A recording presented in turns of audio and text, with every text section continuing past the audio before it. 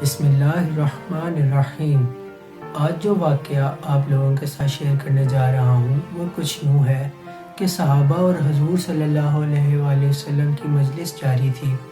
صحابی نے پوچھا کہ یا رسول اللہ، آپ کو اس روئے زمین کے اوپر سب سے زیادہ محبت کس کے ساتھ ہے؟ آپ صلی اللہ علیہ وآلہ وسلم نے فرمایا عائشہ کے ساتھ۔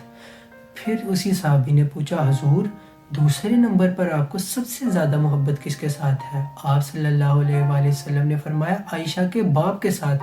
آپ صلی اللہ علیہ وآلہ وسلم چاہتے تو یہ بھی کہہ سکتے تھے کہ حضرت ابو بکر صدیق رضی اللہ تعالیٰ عنہ کے ساتھ، لیکن آپ صلی اللہ علیہ وآلہ وسلم نے فرمایا عائشہ کے باپ کے ساتھ۔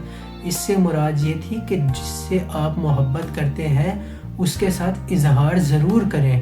اور دوسرے پر یہ واقعہ کہ جب اما عائشہ رضی اللہ تعالیٰ عنہ گلاس میں ایک مٹی کے پیالے میں پانی پی رہی تھیں تو آپ صلی اللہ علیہ وآلہ وسلم نے وہ مٹی کا پیالہ مانگا، وہی پیالہ جس میں بھی پانی باقی تھا۔ تو آپ صلی اللہ علیہ وآلہ وسلم نے پوچھا اے عائشہ کہ تمہارے ہونٹ کدھر لگے تھے؟ تو اما عائشہ رضی اللہ تعالیٰ عنہ نے بتایا تو آپ صلی اللہ علیہ وآلہ وسلم نے اس ہی جگہ سے پانی پیا۔ اب یہ کرنے کا کیا مطلب ہے؟ یہ اظہار محبت ہے جس سے آپ کا رشتہ آپ کے ہم سفر کے ساتھ مضبوط ہوتا ہے۔ اور ایک انگلش رائٹر کیا خوب بات لکھتے ہیں کہ behind every successful man there is a woman۔